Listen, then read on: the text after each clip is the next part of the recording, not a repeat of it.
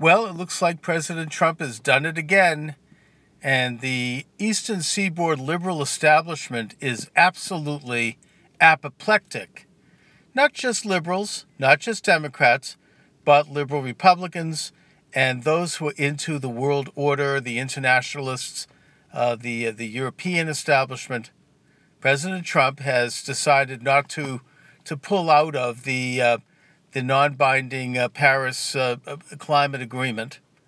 And it should be looked at, besides the environmental questions, which, by the way, nothing changes in the United States. We still maintain our own environmental standards, our clean air, clean water. We have the Clean Air Act, the Clean Water Act in this country, and our environmental record is second to none. What it really is a political question, and that is that we are pulling out of a kind of a transfer of our ability to make law on environment to some sort of a vague international entity that doesn't have American interests at heart, American industry, American labor. We are stopping payment on apparently an annual $100 billion price, money that goes to this rather shady thing called the Green Fund.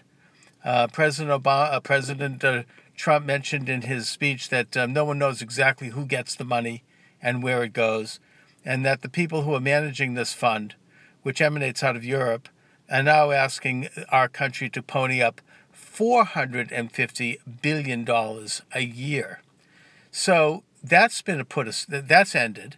That money now goes back to the American taxpayer, or it's invested in American cities. This is not going to in any way defile our environment. It's not going to really defile any environments around the world either. Nations can control their own environments. It's going to basically stiff these hacks who are on payrolls and who are bilking the productive American taxpayer. This is a statement of sovereignty. That's the primary issue we need to understand. This is a statement that indicates that America is going to be operating like any sane sovereign nation does in the interest of its own citizens. And that will be first. That means our industry, our labor, our infrastructure, our investment.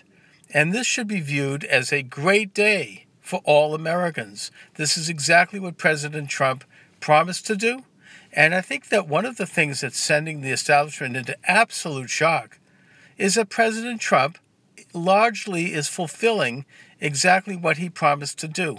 His campaign promises. Not all. Some of which he's put off, some of which he's not doing. But to a high degree, he is fulfilling what he said he'd do. And that's a shock to the establishment because they're used to having politicians like Obama, like others, who just throw out a lot of vague-sounding rhetoric and then do the opposite. And they actually expect that. So this is, in a sense, stylistically, a return to American values in that we are who we are, we do what we say we're going to do, and we're standing up for America first. So I say this is an amazing development.